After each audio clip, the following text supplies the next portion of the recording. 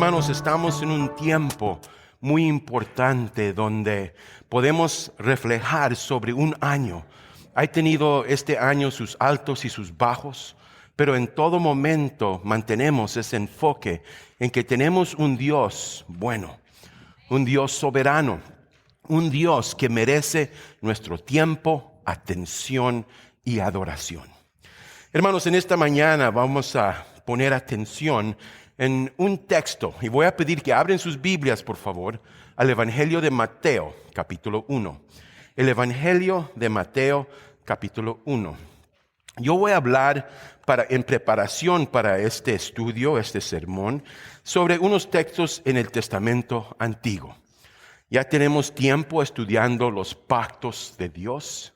Y el sexto, el último antes de entrar en este, cual estudiamos ahorita, el séptimo, era el pacto davídico. Quiero tomar un momento de recordarles qué es ese último pacto del Testamento Antiguo. Y se encuentra en el libro 2 Samuel, capítulo 7, versículo 18. Solo te lo voy a leer.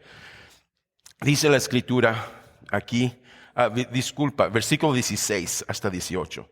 Y será afirmada tu casa y tu reino para siempre delante de tu rostro, y tu trono será estable eternamente. Conforme a todas estas palabras y conforme a toda esta visión, así habló Natán a David. Y entró el rey David y se puso delante de Jehová y dijo: Señor Jehová, ¿quién soy yo?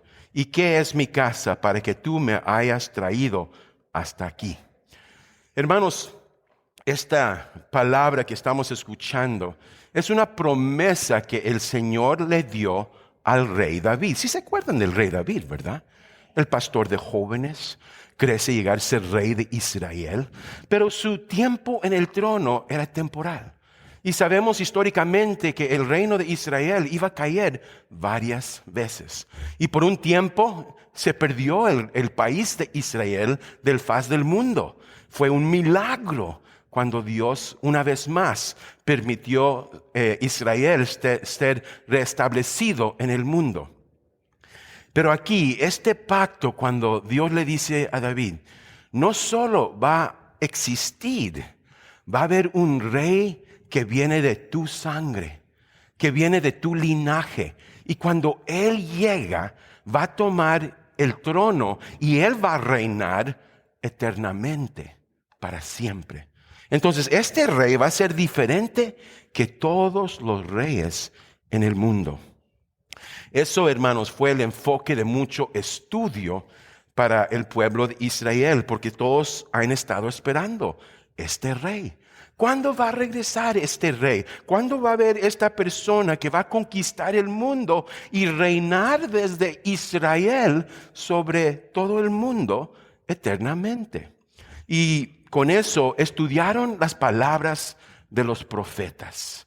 Hermanos, pueden acompañarme un momento. Pon dedo ahí donde estás, pero busca en tu Biblia el libro de Isaías 7:14.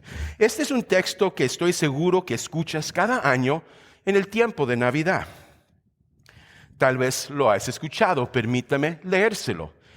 En Isaías 7:14 dice: Por tanto, el Señor mismo os dará señal.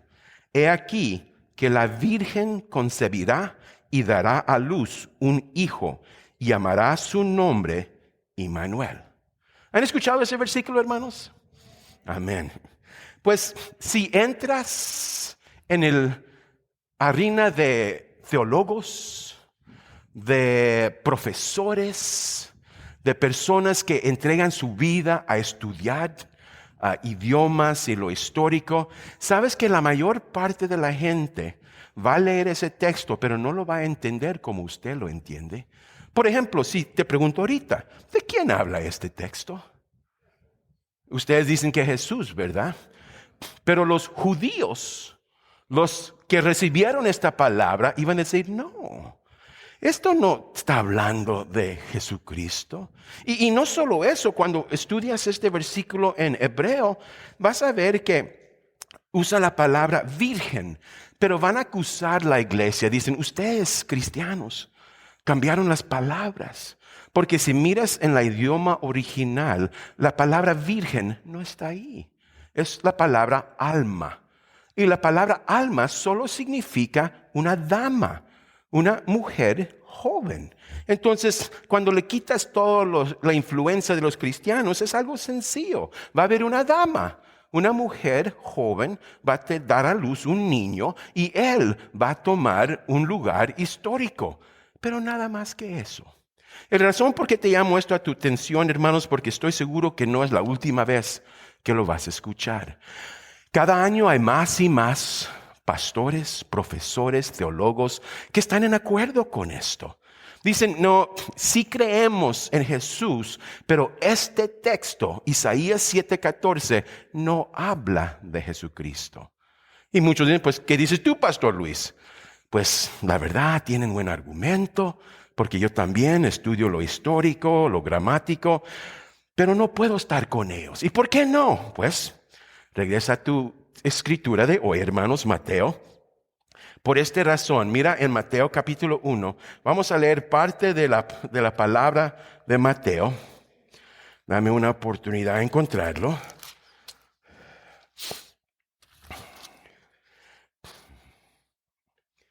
Y mira lo que dice versículo 22 y 23.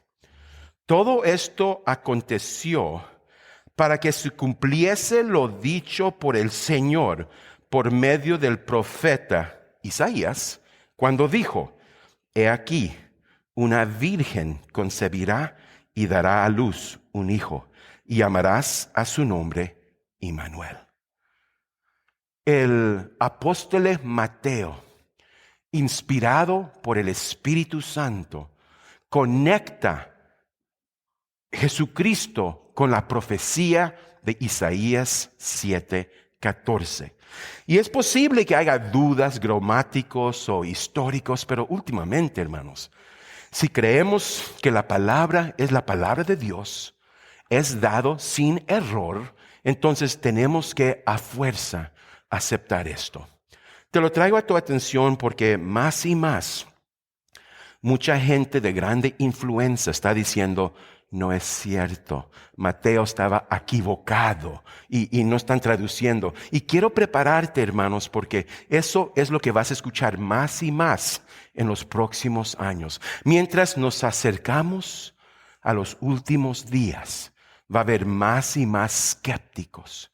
Y lo que es peor que todo es que van a tratar de decirte que lo que estás leyendo no es cierto. Y eso es el trabajo de escépticos, robarte de tu confianza. Pero hermanos, yo voy a mantenerme firme en la palabra de Dios. Voy a creer las palabras de Mateo, que desde el Testamento Antiguo, para cumplir esa profecía que Dios le dio al rey David, que va a haber de su descendencia un rey que va a reinar desde Israel eternamente. Esta profecía habla de ese rey y su nombre es Jesús. Amén. El problema por cual estamos batallando, hermanos, y se los he dicho varias veces, pero la verdad estoy seguro que no me ponen atención, porque están ya impuestos.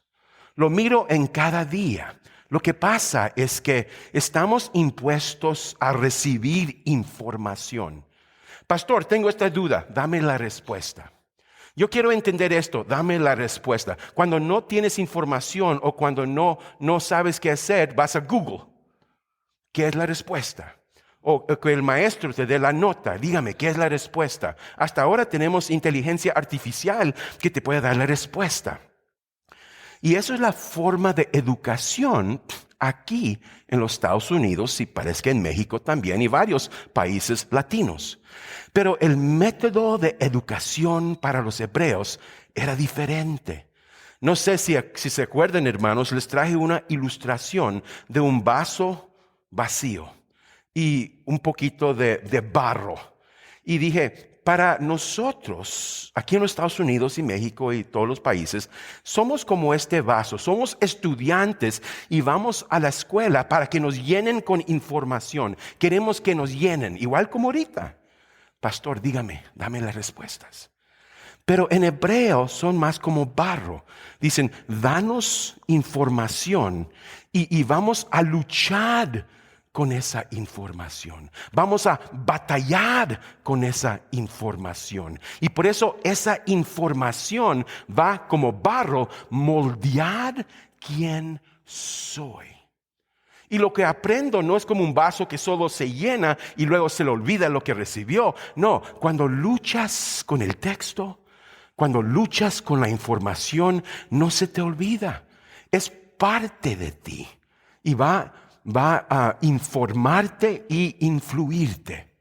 Los judíos, hermanos, como un pueblo, como civilización, han aguantado siglos y no han cambiado. Y cuando miras la gente en el resto del mundo, todos cambiamos.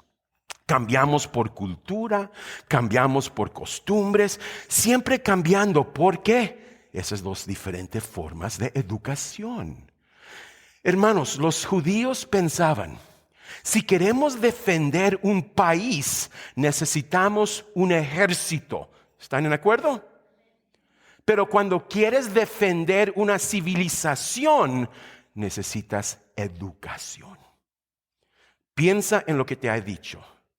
Cuando quieres defender un país, necesitas un ejército. Pero cuando quieres defender una civilización, necesitas educación. Y tristemente, hermanos, eso es lo que nos falta mucho ahorita. Muchas de las universidades, colegios son anti-Dios. Están llenos de escépticos. Buscan a ver cómo podemos poner duda en la verdad más profunda en el mundo, la palabra de Dios. Pues hermanos, hoy quiero compartirte este texto, pero no solo para darte información, pero quiero darte suficiente información para que tú también luches con lo que estás escuchando. Ustedes que vienen conmigo a los estudios de martes, yo estoy seguro, aunque nunca lo hayamos hablado, yo te he dado mucha información con cuál batallas. Y lo sé. Eso fue mi motivo. Quiero que luches con la información, aunque no te guste, a veces estás incómodo, pero por lo menos estás luchando con el texto, aprendiendo, creciendo. Cuando miro, por ejemplo, el libro de Éxodo, capítulo 13, le dice el Señor a los padres, cuando tus hijos te preguntan, en Éxodo 14, cuando tu hijo te pregunta, Deuteronomio capítulo 6, cuando tus hijos te preguntan. No sé si han visto, hermanos, siempre repite esa frase, cuando tus hijos te preguntan. ¿Por qué crees que siempre te están preguntando? Porque en la forma de educar a los niños, los padres siempre le daban suficiente información para que los niños luchen con los textos y tienen preguntas. ¿Han visto, hermanos, cada martes cuando empiezo mi estudio, qué es lo primero que les digo o les pregunto? ¿Alguien tiene preguntas? Y si puedo ser honesto, hermanos, casi nunca tienen preguntas. ¿Sabes lo que me dice eso? No están poniendo atención. Y no se lo digo, hermanos, para que se sienten mal, pero quiero animarte. Que seas verdadero un estudiante que lucha con el texto. Porque es la única forma que te vas a mantener firme en los últimos días cuando los ataques se ponen más fuertes. Amén. Amén. Todo lo que se lo digo, hermano, se lo digo en amor. Entonces, en Mateo capítulo 1, quiero brincar a versículo 18. Hablando de este rey que va a cumplir el pacto de David. Empezamos a ver que hay mucho de qué hablar. Van a tener muchas preguntas. Versículo 18 dice, el nacimiento de Jesucristo fue así. Y hermanos, si lees, yo voy a tratar de leer de versículo 18, terminar el capítulo hasta versículo 25. Y la primera cosa que hago es quiero ver quién es el carácter principal. ¿Quién es la persona en cual me debo enfocar? Porque habla de María, José, el principio de Mateo habla de la genealogía. Entonces, ¿en quién me voy a enfocar? Y me dice luego, aquí en versículo 1, 18 y adelante, dice, el nacimiento de Jesucristo. Entonces, hermanos, antes de seguir con este mensaje, quiero que tengamos algo en acuerdo. Todo lo que estamos leyendo se trata de Jesucristo. Amén. Ahorita vas a ver por qué te digo esto, porque es muy fácil perderse como muchas religiones han hecho. Y cuando no entendemos quién es el enfoque, de repente vemos que gente y religiones inventan cosas, porque no entienden cuál es el enfoque. Entonces, el nacimiento de Jesucristo fue así. Estando desposada María, su madre, con José, antes que se juntasen, se halló que había concebido del Espíritu Santo. Hermanos, esto va a ser muy importante. Cuando usted lee su Biblia, solo quiero que sepas, si quieres aprender más de María, vaya al Evangelio de Lucas. ¿Sabes, hermanos, cuántos doctrinas? Nosotros como latinos sabemos, porque muchos venimos de una religión que adora a María, ¿verdad? Pero cuando estudias la Biblia, vas a ver que María solo es mencionada 19 veces en todo el Nuevo Testamento. 12 veces están en Lucas, otros 5 en Mateo, una vez en Marcos, una vez en Hechos. Entonces, no hay muchos textos para estudiar. Entonces me pongo a pensar, ¿cómo es que tenemos tan grandes teologías y doctrinas, religiones hechos para adorar a una persona de cual la Biblia casi ni menciona? ¿Por qué es así? Como te dije, cuando la gente no estudia, cuando no están luchando, inventan. Amén. Y cuando quieres aprender más de José, vaya al Evangelio de Mateo. Lucas para María, Mateo para José. Y vas a ver en la descendencia de María, vas a encontrar sacerdotes. Pero en el linaje de José, en Mateo, vas a ver, y lo puedes leer en los primer 16 versículos, el linaje regresa a quién crees, al rey David y antes. Sacerdote, rey. Muy importante. Entonces, dice aquí el nacimiento de Jesucristo. ¿Han escuchado ese nombre, hermanos? Para latinos ese nombre Jesús es muy común, ¿verdad? El Chuy, ¿verdad? Jesús. Pero hermanos, ese nombre viene de otro idioma. Viene del hebreo y viene de un nombre que se dice Yahshua. Dígalo conmigo, Yahshua. Yahshua. En griego es Jesús. Yahshua y Jesús. Y viene de una palabra, una raíz, Yasha. Yasha significa el Salvador, el quien salva. Entonces el nombre no es tanto un nombre, pero una descripción, el quien salva. Yahshua y Jesús, Jesús. Pues ¿cuál es su apellido? Pues la familia Cristo, ¿verdad? ¿Eso fue el apellido de María y José? No. En esos tiempos, hermanos, no era así. Entonces, pastor, ¿de dónde viene esta palabra Cristo? Cristo en griego significa otra palabra. Es importante. Y ustedes, cuando digo es importante, te interesa, ¿verdad? Porque les encanta estudiar, ¿verdad? La palabra Cristo en griego es el ungido. El ungido. Y si te pones a pensar, hermanos, ¿quiénes son los ungidos? ¿Se puede ungir un rey, un sacerdote o puede haber un profeta? Y cuando la Biblia dice que este texto se trata de Yahshua, Cristo, está hablando de el Salvador, el ungido. Déjame repetirlo. El Salvador, el Rey sacerdote. ¿Sí me explico, hermanos? Cuando estamos observando este texto, estamos aprendiendo que se trata de el quien va a venir ungido por Dios como rey para rescatarnos, para salvarnos. Por eso dice en este mismo versículo, mira versículo 21. Dice, y dará a luz un hijo y llamará su nombre Jesús, porque él que salvará a su pueblo de sus pecados. ¿Quién es este niño que va a nacer? ¿Es un rey? ¿Es un sacerdote? ¿Es un profeta? ¿Es ungido por Dios para representar y reflejar al Padre y rescatar al mundo? Amén. Pues con eso terminamos, ¿verdad? Tomar ofrenda y vámonos. No, hermanos, hay mucho más, ¿verdad? Lo que sí quiero que sepan también es que esta escritura de Mateo, Mateo es el autor, escribió en un tiempo donde, no sé si se acuerdan cuando estábamos estudiando el libro de Hechos, hay un tiempo histórico cuando los judíos empezaron a convertirse al cristianismo.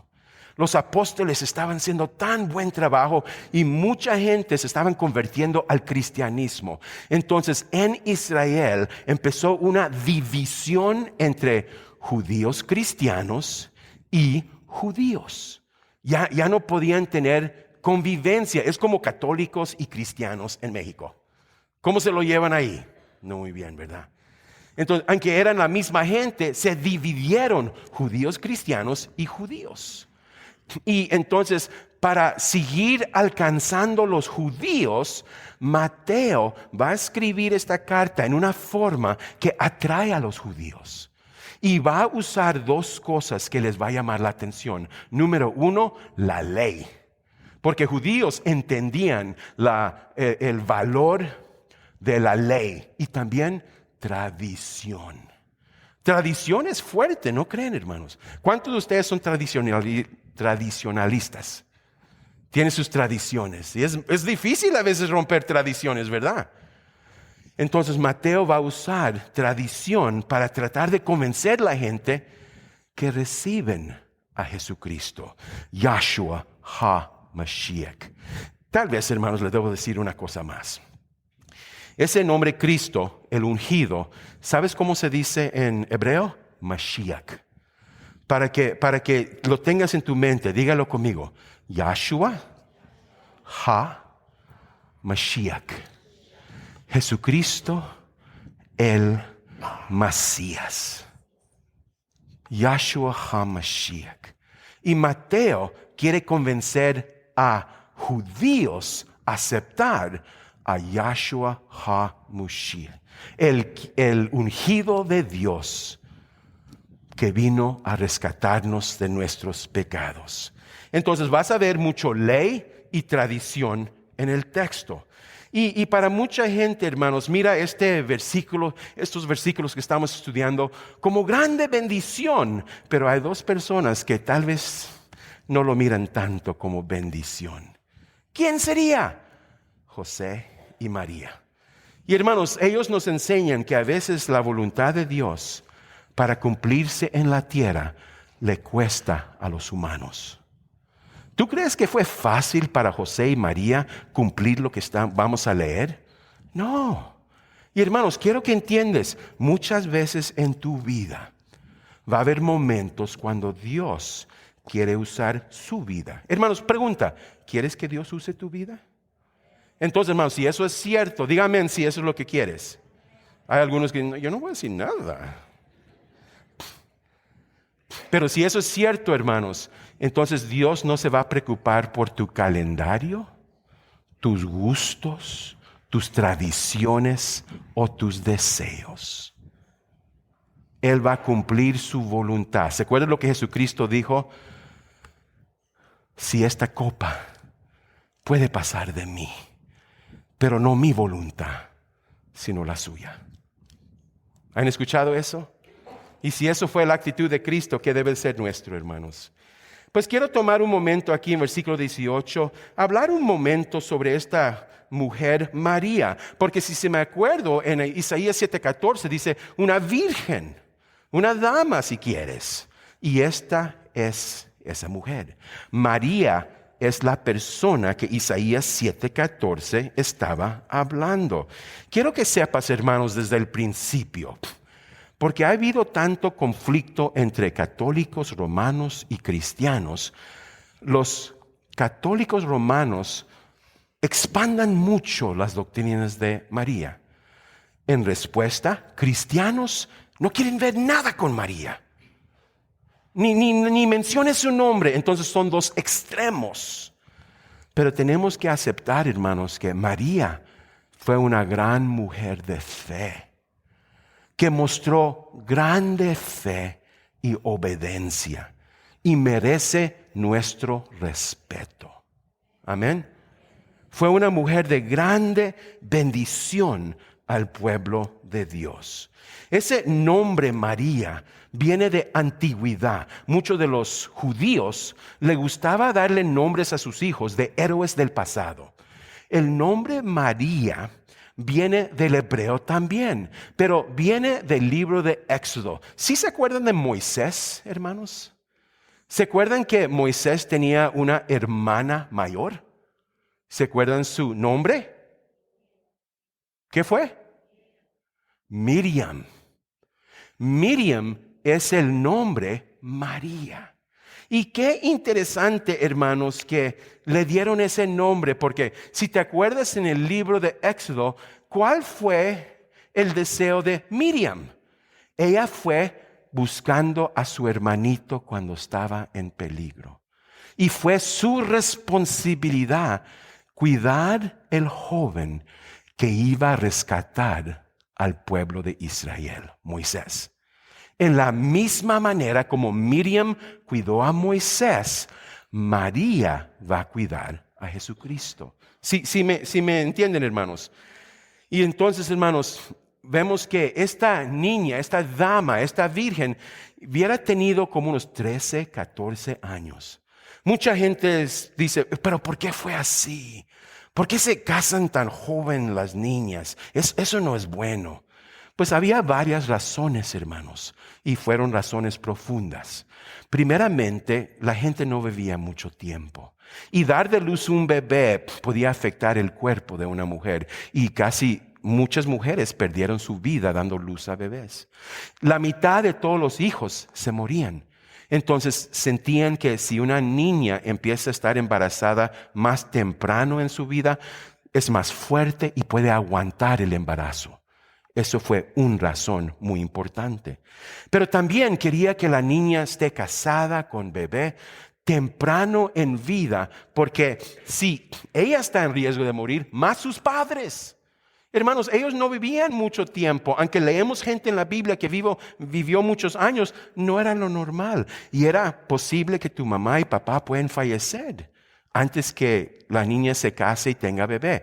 Y eso causa problemas con herencia. Si los padres, si el papá se muere y no hay un niño, ¿quién es el encargado de la tierra? Y se puede perder la tierra. Y la gente depende de la tierra. Entonces, esos son unos ejemplos porque era tan importante que una niña. Pero hermanos, tomamos un pauso. Piénsalo por un momento. Deja que tu mente luche con eso. ¿Es bueno? ¿Es malo? ¿Fueron éticos, morales? ¿Fue bueno? ¿Qué piensas? Deja que tu mente luche con eso. Una niña de 13 o 14 años. Pues hermanos, antes de seguir adelante, sabemos que el día de María hubiera sido a la mano diestra de su mamá. Su mamá le hubiera siempre sido su mejor maestra. Le enseña cómo cuidar otros niños. Le enseñó cómo cocinar, cómo tener un jardín, cómo cuidar animales, cómo hacer buena comida y cómo ser buena esposa. Una pregunta, hermanos, porque la verdad yo no sé. Hoy en día, ¿madres les instruyen a las hijas cómo ser buenas esposas? Es una pregunta, la verdad yo no sé. ¿Eso pasa? Hay una responsabilidad en cada mujer pensando, le tengo que enseñar a mi hija cómo ser buena esposa. De igual manera, hay varones aquí que tienen en su mente, le tengo que enseñar a mi hijo cómo ser buen esposo. ¿Eso sucede, hermanos? Debemos, pero tú y yo ya sabemos la verdad. Hermanos, cuando vemos el mundo, cómo los jóvenes están tan perdidos. No todos, gracias a Dios, pero la mayoría están perdidos. Es porque no los estamos educando bien y no los estamos instruyendo en las cosas más importantes de vida. Menos cómo ser buenos esposos y buenas esposas. Apenas muchos hombres y mujeres saben cómo ser eso, ¿verdad? Pero como les dije, hermanos, no estoy para criticar, estoy compartiendo para que lo pienses. Amén. Para que luches. También menciona aquí en versículo 18 un hombre que se llama José. Igual como María fue nombrado por alguien en el Testamento Antiguo, José también. ¿Se acuerdan en el libro de Génesis? Había un hombre que se llamaba Jacob y tuvo varios hijos. Uno de sus hijos era José. Y lo interesante de José del Testamento Antiguo, si lo buscas, puedes empezar en Génesis 37 hasta capítulo 50. Hermanos, nadie en todo el Testamento Antiguo ha recibido más capítulos que José del Testamento Antiguo. Ni Abraham, hermanos. Eso me llama la atención. ¿Por qué, Señor, que le diste tanto tiempo, espacio e información a José? Tiene que haber razón. Y dos cosas más. Nunca en todas esas escrituras vas a encontrar que José pecó. No digo que no fue pecador, pero la escritura nunca menciona un pecado. Es profético. No solo eso, hermanos, si se acuerdan, algo fue raro de José del Testamento Antiguo. Él era un soñador de sueños. Tenía sueños. ¿Sabes lo que vamos a ver con José del Nuevo Testamento? Va a ser un soñador de sueños. Quiero que lo conozcas, hermanos. Sabemos que José nació en el pueblo de Belén. María nació en Nazaret. 90 millas diferencia. María en Nazaret, en Galilea, y José en Judea, 90 millas de diferencia. Y si se acuerdan, en Belén, hermanos, era un lugar muy hermoso. Siempre estaban creciendo trigo, siempre había ovejas en los montes, siempre estaban haciendo pan. Si se acuerdan, el nombre Beit Lahem es casa de pan. Es interesante que de la casa del pan vino el pan de vida. Amén. Y vemos aquí, hermanos, que es algo tan interesante. Hermanos, ¿no te encanta cómo la Biblia acomoda todo? Y otra cosa que puedo mencionar de José, y ustedes mismos lo pueden buscar. Busca todo lo que quieres y no vas a encontrar ninguna palabras de José. ¿Por qué crees? Habla tanto de José, pero nunca habla. Estoy seguro que hablaba, no era mudo, ¿verdad?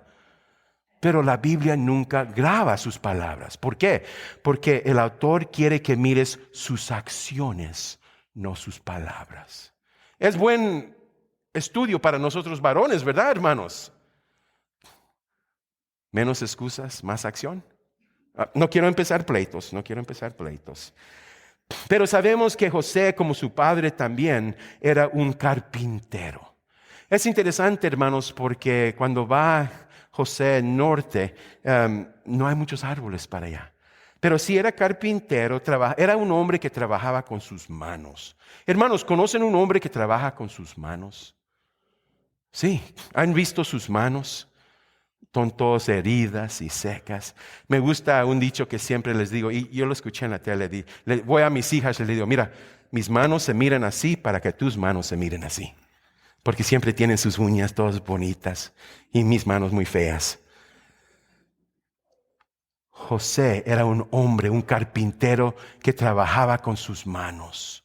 Él entendía que era trabajar, hacía puertas, ventanas, muebles, mesas, mangos, yuntas para buey. Muy trabajador. Pues, ¿qué más nos dice aquí?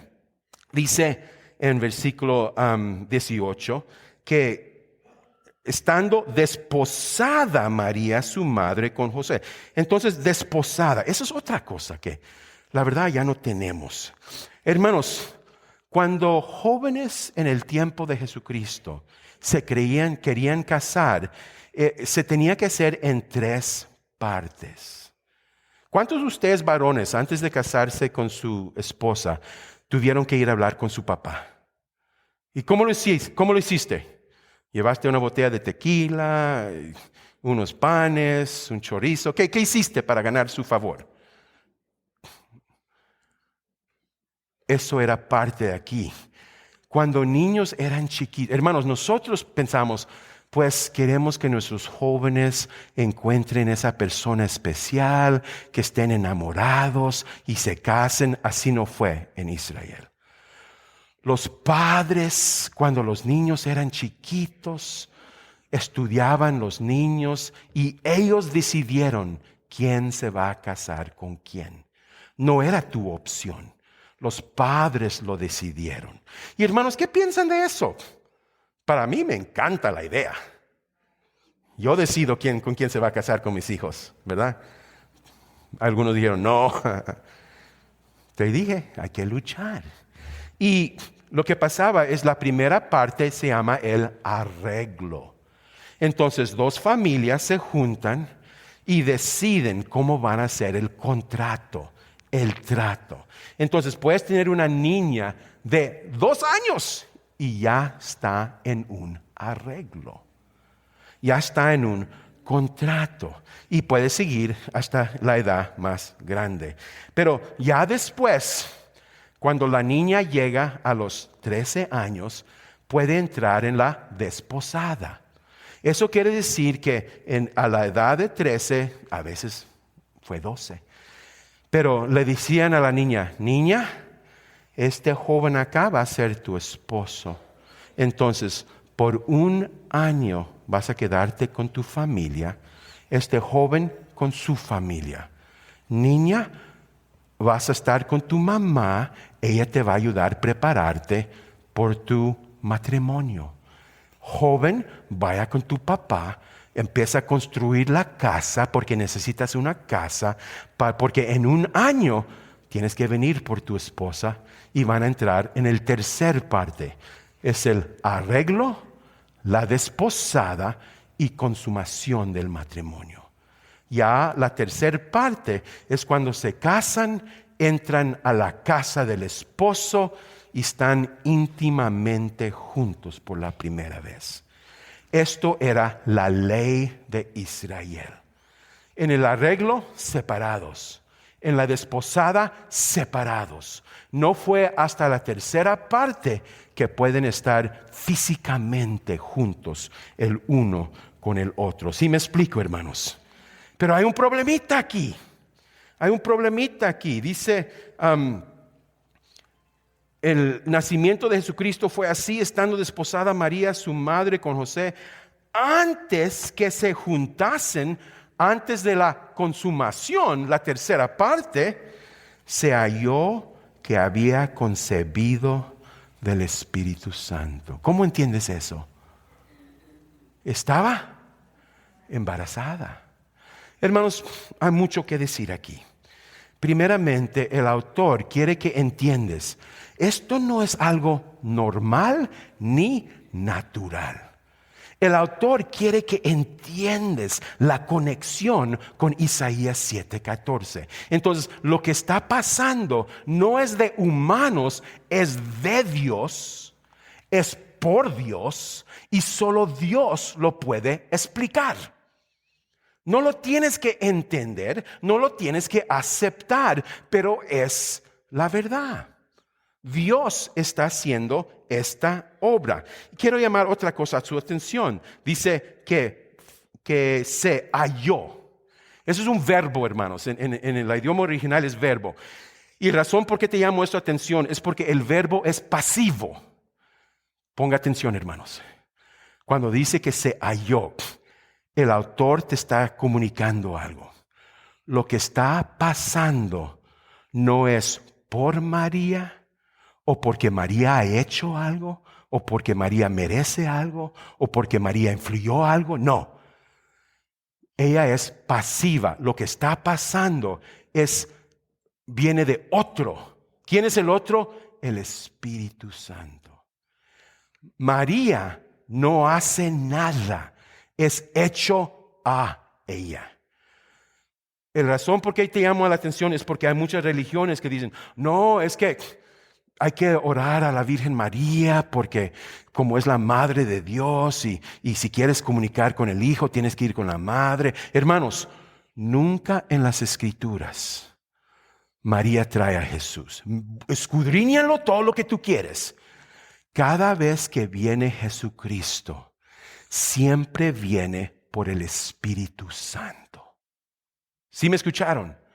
No hay razón por qué tienen que orar a María para que comunique con Dios. No. Estás orando en el poder del Espíritu Santo. Él es el mediador. Él es el intercesor. El Espíritu Santo es el quien te pone en contacto con Dios. No María. Ella es una dama, dale mucho respeto, pero solo es una ser humana. Ella misma en el Evangelio de Lucas va a decir que es una pecadora que necesita Salvador. Voy a hablar más en detalle de estas cosas más adelante, pero quiero que entiendas, hermanos, es error decir que María es la madre de Dios. María es la madre de Jesucristo históricamente, pero no es la madre de Dios porque Él es eterno. Amén. ¿Sí, se me escucharon? María es la madre de Jesús históricamente, pero no es la madre de Dios eterno. Punto muy importante. Este milagro es de Dios. Y vemos esto, hermanos. Si podías regresar a Evangelio de Lucas 1:34, vas a escuchar que ella preguntándole al ángel dice, ¿cómo será esto? Pues no conozco varón. Ella misma entendía que iba a ser un milagro. Hermanos, ni hay seguido al segundo versículo, ¿verdad? ¿Por qué no entramos al versículo 19, verdad? Si no, vamos a estar aquí todo el día. Dice, José su marido, como era justo. ¿Qué es eso, hermanos? Yo sé que muchos de ustedes varones, escúchame varones, quieren ser justos. Y son sinceros y son muy buenos. Todo mi respeto. Pero estén abiertos a aprender. Un paso más, ¿qué significa ser justo? La palabra justificado, la definición específicamente es mejor entendido en buena relación con Dios. Cuando estás en una buena relación con Dios, entonces estás justificado. Pero los autores quieren que luches con algo. Porque lo que pasa, hermanos, y esto pasa con muchos cristianos, dicen, ok, yo quiero estar en buena relación con Dios. ¿Cómo lo voy a hacer? Voy a obedecer al Señor. Voy a cumplir su ley. Voy a hacer todo lo que la Biblia me dice que hacer. Y hermanos, qué bueno. En el tiempo de José, ser un buen hombre, un hombre justo, quería decir que ibas al templo. Hermanos, si quieres ser un buen hombre, ¿dónde tienes que ir? A la iglesia. Hermano, eso es disculpa, pero es la verdad. Si no tienes tiempo de ir a la iglesia, ¿qué es tu real prioridad? Este pastor, ¿cómo critica, verdad? No, hermanos. El hombre justo que quería estar en buena relación con Dios estudiaba su Biblia. Estudiaba su Biblia. No solo hablaba, pero estudiaba y obedecía la palabra de Dios. Pero hermanos, tenemos que ir un paso más. Porque lo que José va a introducir es un tipo de justicia que la gente no ha visto. Porque la justicia de cual José va a mostrar contiene dos partes: moralidad y misericordia. Moralidad y misericordia. Cuando José muestra justicia, porque mira, lo que pasa es, si un hombre es justo, dice, no, yo soy un hombre de Dios, yo cuido la palabra de Dios. Es muy moral. Y hermanos, yo conozco muchos cristianos que son así. Se preocupan mucho para cumplir la ley de Dios. Pero siendo tan estrictos, ¿sabes dónde fallan? En la misericordia. Piénselo, hermanos, eso nos puede pasar a cualquiera. Cuando quieres seguir la regla, cuando quieres cumplir la regla, entonces, ¿qué es lo que más falla en ti? Y hay muchos cristianos que son muy estrictos. Son muy buenos para criticar, son muy buenos para ser negativos. Mira, aquí estás fallando, no estás cumpliendo. Muy legalistas. Pero hermanos, eso solo es la mitad. Se ocupa de igual cantidad misericordia. Tienes que recordar que la ley fue dado para ser bendición, no un peso. ¿Sí me escucharon, hermanos? Aquí hay algo con cual luchar. Entonces sabemos aquí, hermanos, que algo malo ha sucedido.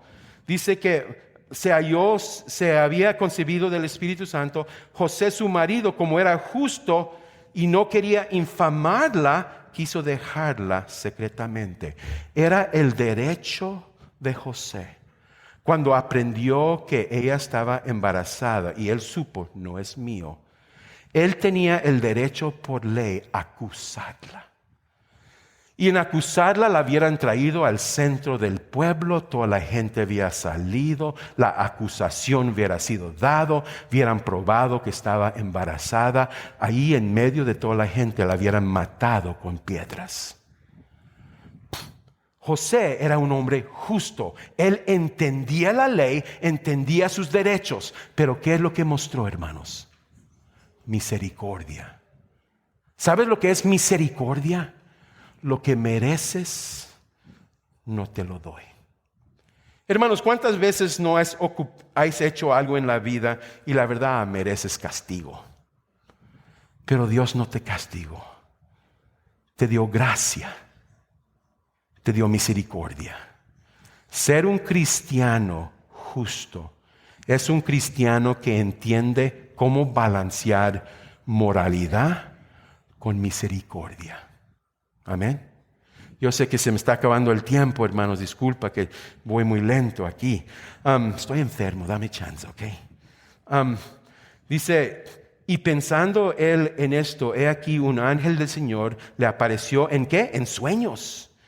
Y le dijo, José, hijo de David, no temes recibir a María tu mujer, porque lo que en ella es engendrado del Espíritu Santo es. Y dará a luz un hijo y llamará su nombre Jesús, porque él salvará a su pueblo de sus pecados. Todo esto aconteció para que se cumpliese lo dicho por el Señor por medio del profeta cuando dijo, he aquí una virgen concebirá y dará a luz un hijo, llamarás a su nombre Immanuel, que traducido es Dios con nosotros. Amén. Y despertando José del sueño, hizo como el ángel del Señor le había mandado y recibió a su mujer.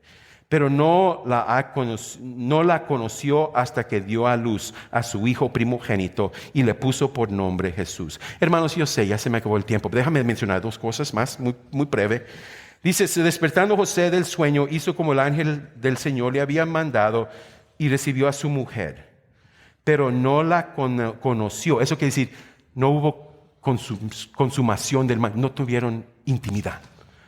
Pero hermanos, sí tuvieron intimidad. Amén. Cuando una religión dice, no, es la Virgen eterna. No. Si quieres, mira el Evangelio de Marcos, capítulo 6, versículo 3. Y ahí vas a ver también varios otros versículos en Marcos, capítulo 3. Marcos 6:3, vas a ver que los hermanos y hermanas de Jesucristo. Y aquí mismo dice, no la conoció hasta que dio a luz. Entonces, después de dar de luz Jesús, tuvieron relaciones naturales y normales a su hijo primogénito y le puso por nombre Jesús. Y con esto voy a terminar, hermanos. Y le puso por nombre Jesús. Aquí vemos la justicia de José. Él no solo aceptó un hijo que no era de él, le dio nombre.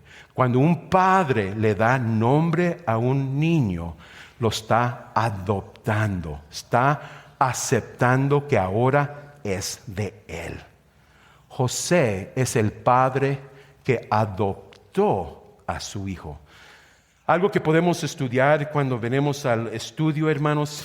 Algo interesante, si lees Mateo 1 hasta 16, esa es la genealogía, ¿verdad? Hay otro en Lucas capítulo 3. Pero quiero que mires un detallito. Mira versículo 16 y con eso terminamos. Todo el linaje es un padre y su hijo, un padre y su hijo, un padre y su hijo, puro varón, hasta que llegas a versículo 16. Algo cambia. Y dice, y Jacob engendró a José, marido de María, de cual nació Jesús. ¿Vieron eso, hermanos? Y Jacob engendró a José, marido de María. ¿Por qué incluyeron una mujer? Porque el nacimiento de Jesucristo no era normal, era sobrenatural. Era un acto de Dios, la cual nació Jesús, llamado el ungido, el Rey. Y con eso termino, hermanos. Señor mi Dios, gracias te doy una vez más. Porque en este tiempo de advenimiento, mientras estamos esperando con mucha alegría la segunda venida de su Hijo Jesucristo, estamos esperando un Rey que va a tomar su trono y va a reinar eternamente desde Jerusalén. Señor, siendo un pueblo de fe, sabemos que vamos a tener que luchar. Vamos a tener que luchar para mantener la verdad y esta iglesia. Ayúdenos en esa batalla, Señor, y ayúdenos a esperar con gran confianza y fe. En el nombre de Jesucristo. Amén. Gracias por estar en la sesión de la transmisión del servicio dominical de New Life Community Church. Esperamos que haya disfrutado el sermón y que le haya ayudado a comprender al Dios al que servimos, cómo interactuar amorosamente con las personas que lo rodean y tal vez le haya dado una mejor comprensión de sí mismo. Si desea saber más sobre New Life, visite newlifescottsdale.org. Encontrará más información sobre nuestra iglesia, actividades, eventos y sermones anteriores. También puede donar al ministerio de New Life haciendo clic en el botón que dice Donation o Donación en la esquina superior derecha. Una vez más, le agradecemos su apoyo. Recuerda hacer clic en el botón Me gusta y suscribirse. Que Dios te bendiga a ti, a su familia y a su semana.